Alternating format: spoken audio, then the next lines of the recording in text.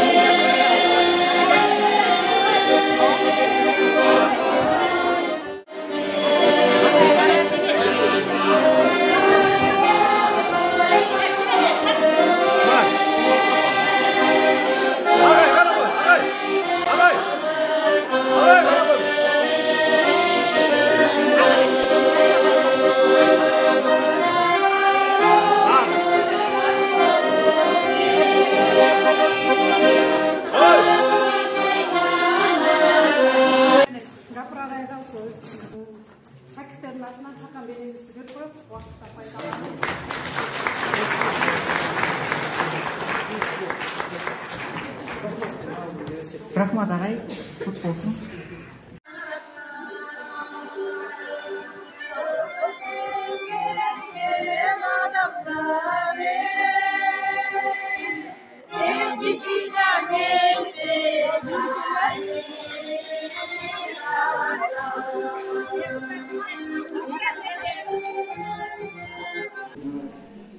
Göz parmağı.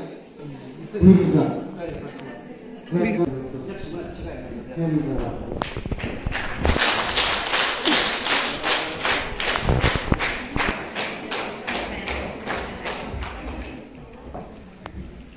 Kırgız Respublikası Karakoybaşı Karagöl rayonu Bakyan Aylaymanı.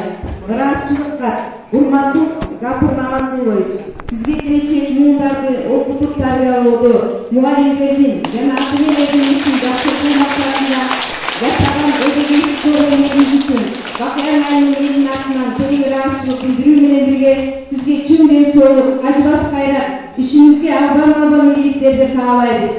Bakyan район өкмөтүнүн башчысы жана Bakyan район кеңешинин атынан.